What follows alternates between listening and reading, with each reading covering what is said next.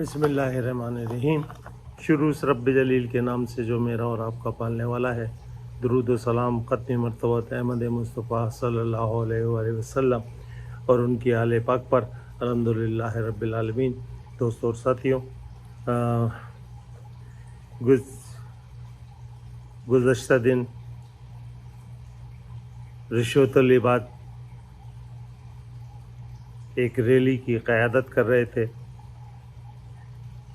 رشوت العباد جب ایم کیو ایم پہلی دفعہ ایم کیو ایم کے منتخب نمائندے صوبائی اسمبلی میں پہنچے تو رشوت العباد تازہ میڈیکل کر کے ڈاکٹر کی ڈگری لے کے باہر نکلے تھے۔ سعادت مند بچے تھے تو ان کو وزیر بلدیات مقرر کیا گیا، تو فرما بردار بچے نے فرما برداری کا مظاہرہ کرتے ہوئے جو کچھ اس کو کہا جاتا تھا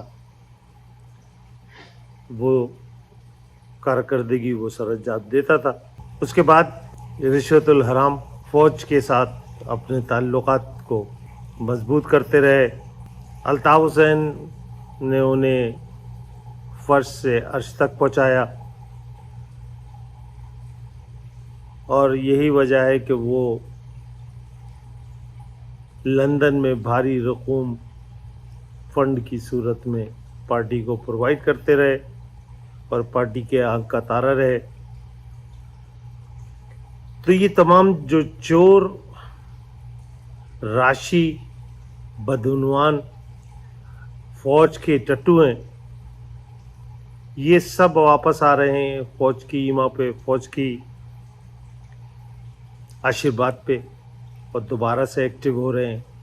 اور دوسری طرف الطاف حسین ہے جو چند مفاد پرست مصطفیٰ عزیز آبادی جیسے ٹٹو چند تشتری نوازوں کے جھرمٹ میں اپنی بقیہ زندگی لندن میں گزارنا چاہتے ہیں۔ ان کا پاکستان آنے کا کوئی دور دور تک ارادہ نہیں ہے۔ یہی وجہ ہے کہ وہ اپنے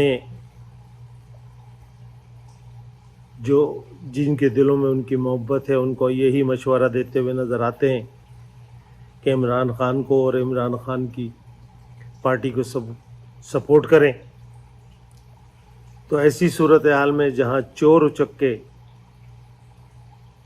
جو فوجی 15 سال تک یہ شخص رشوت الحرام جو ہے یہ 15 سال تک فوج کے جوتے چاٹتا رہا،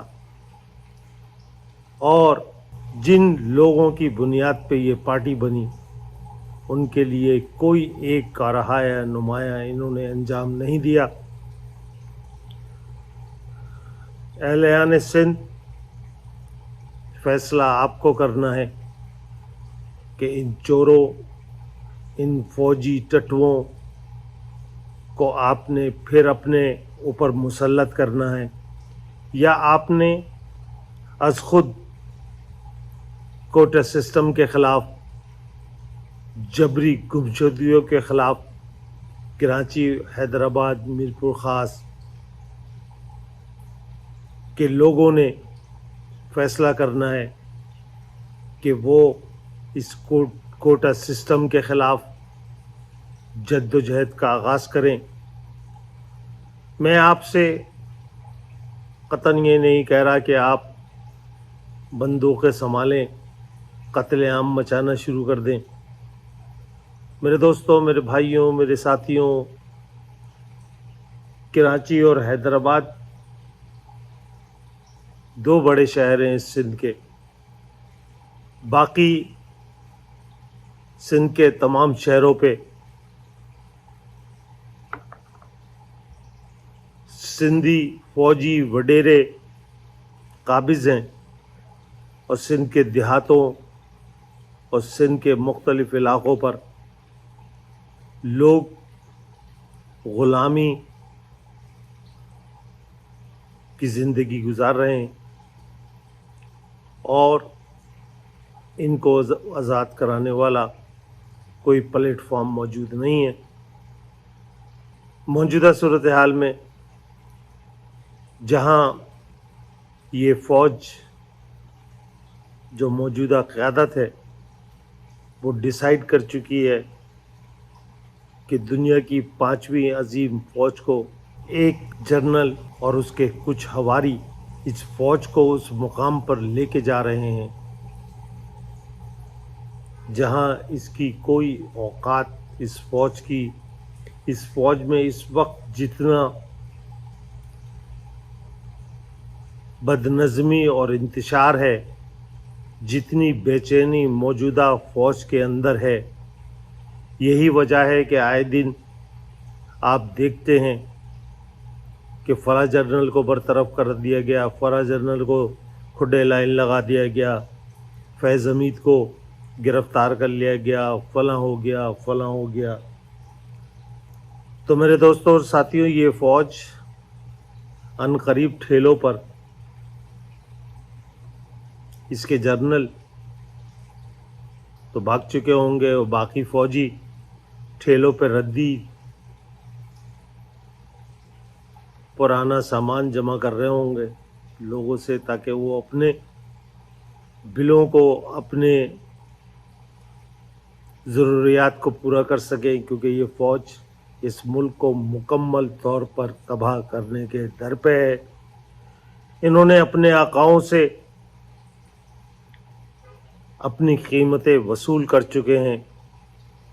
یہ جس طرح ایئرپورٹ، پل، برجز، اپنے صنعتی ادارے جس حساب سے یہ بیچ رہے ہیں، ان قریب وہ وقت آ چکا ہے کہ یہ اپنے ایٹمی اثاثے سلنڈر کر کے، بیچ کے، اور یہ اس ملک سے فرار ہو چکے ہوں گے۔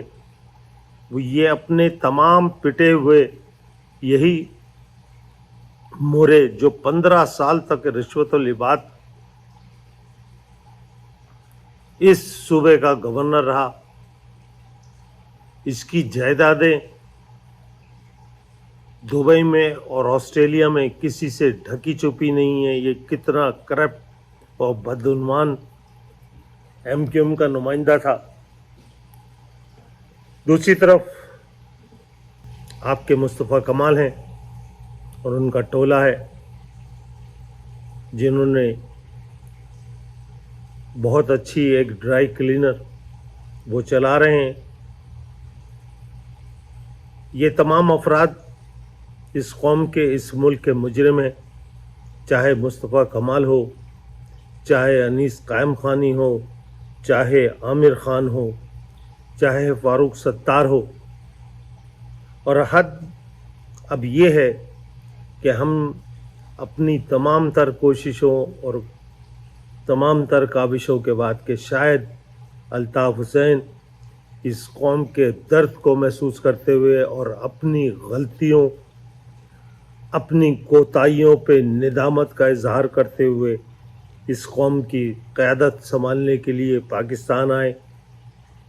تو میرے دوستوں اور ساتھیوں، ایسا الطاف حسین کی زندگی میں ہونے والا نہیں ہے۔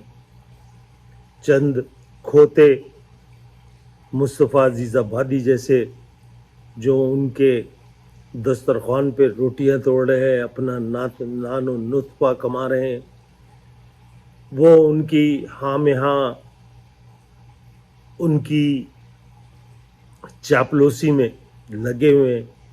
کوئی صحیح مشورہ دینے والا ان کو موجود نہیں ہے، اور وہ خود بھی عقل سلیم استعمال کرنے کے لیے تیار نہیں ہے۔ تو اہلیان سندھ کے مظلوم سندھیوں کو بھی آپ نے بازیاب کرانا ہے۔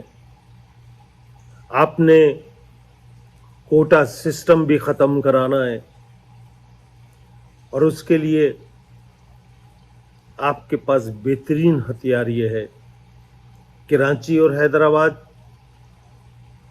کے رہنے والے سینکڑوں करोड़ों का शहर है कराची।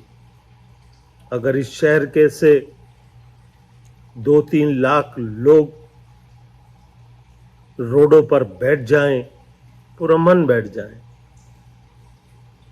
शाहराए नेशनल हाईवे हो, शाहराए फैसल हो, शाहराए आई चंडीगढ़ रोड हो और सुपर हाईवे हो, नॉर्दर्न हाईवे हो, सिर्फ चंद लाख अफराद पुरअमन रोडों पे बैठ जाएं, तो ये गासिब, जालिम, यजीदी फौजी टोला और उनकी नाजायज औलाद, जरदारी इस मुल्क की सबसे बड़ी बीमारी, और सुल्ताना डाकू, नवाज एंड फैमिली, वहीं कंजर ख्वाजा आसिफ जैसे जो फौजी कोख से जन्म लिया जिन्होंने, उन सबको आप नकील डाल सकते हैं। दूसरी तरफ इस मुल्क का अगर सबसे बड़ा कोई दुश्मन है, कानून का, आइन का, इस मुल्क के लोगों की आज़ादी का, इज़हारे राय का सबसे बड़ा कातिल इस वक्त चीफ जस्टिस ऑफ पाकिस्तान है, जिसका नाम काजी फाइज ईसा है। एक गद्दार बाप का गद्दार बेटा, एक इबनॉर्मल चीप मेंटलिटी, कीना परवर, कीना रखने वाला मुनाफिक जो इक़दामात उठा रहा है इस मुल्क की आज़ादी को ख़त्म करने के लिए, इस मुल्क के लोगों से इज़हार हक़ राय दही छीनने में, इससे बड़ा मुजरिम इस मुल्क का कोई नहीं होगा। आसिफ मुनीर ये तो अपने बैरूनी एजेंडों का चंद आयतें, चंद जो रटी रटाई वो सुना रहा था। तो ये आयतें हमने करबला के मैदान में भी देखी। यजीद वक्त उमर इब्ने साद की क़यादत में मुफ्ती, मुल्ला जिस तरीके से जिन पे कुरान नाजिल हुआ, जिन्होंने कुरान की तफसीर से रोशनास कराया, अहकाम खुदावंदी को लोगों तक पहुँचाया, उन्हीं लोगों जो शरीयत और दीन के पासबान थे, उस वक्त के मुफ्तियों ने, उस वक्त के हाफिज़ों ने उनके पूरी फैमिली को तहे तेग कर दिया। तो आज भी 1446 साल बाद भी आज भी एक वक्त का हाफिज यजीद है जिसका नाम आसिफ मुनीर है। ये तमाम मुजरिम अपनी अना, अपनी तस्कीन के लिए लोगों, ये काजी ईसा या आमिर फारूक या आसिफ मुनीर एंड इसकी फैमिली, ये गद्दार हैं, ये कातिल हैं, ये गासिब हैं। 78वीं सालगिरह तो आपने मना ली, लेकिन इन्हें किसी दरख्त पे आपने झंडियों की तरह नहीं लटकाया। आपको अब इन्हें झंडियों और बैनरों की तरह दरख्तों पे लटकाना पड़ेगा। आप सबक सीखें, आप शऊर हासिल करें, आगाही हासिल करें बांग्लादेश के उन तलबा से जिन्होंने आज़ादी हलक में हाथ डालकर छीन ली। मैं उम्मीद करता हूँ अहले पाकिस्तान पुरअमन